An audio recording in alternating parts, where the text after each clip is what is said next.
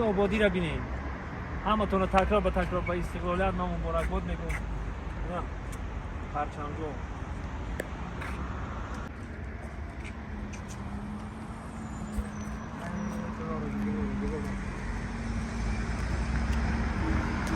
بینید.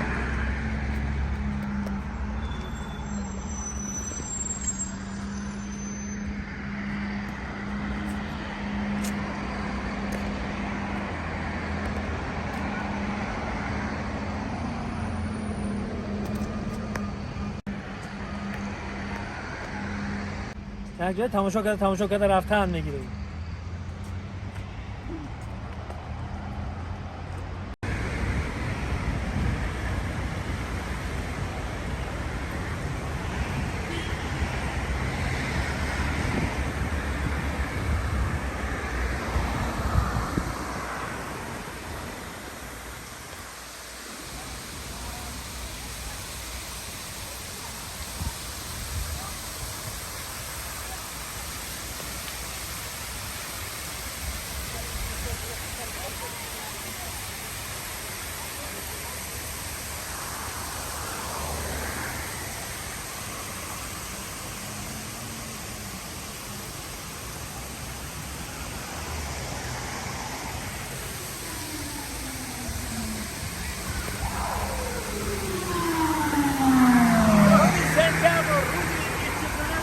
تاجیکستان مبارک به هموطنان.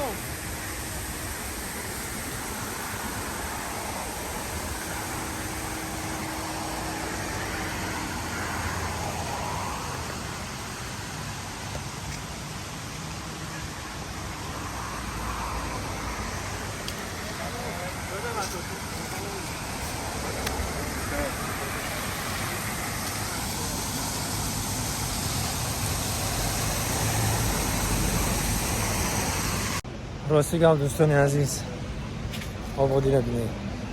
در کوچه وطن میگردی، حلاوت میبری. امروز روزی جمعه، روز سعید روزا، همتون روز جمعه را تبریک میکنم دوستان عزیز، مسلمانان روی دنیا. میره سلام و درودی به پایان به کل هموطنان، به کل غریبان. مترو ودنی استادیوم. البته برای چی این مترو را من به شما گفتم که شرکت موحدین در همینجا آفیس دارن، محرمت در این مترو را میآیین، شما را میگیرن، گذشتن گرانیتسا در همین رقم زنگ بزنید دوستان عزیز، در خدمت شما. سالای زیاده که رفت آمد دارن، البته که شناساشون هم بسیار چه خیلی باشه نباشه زنگ بزنید، مصلحت بپرسین، البته که به شما کمک میکنن. در خدمت شما شرکت موحدین، مترو ودنی استادیوم.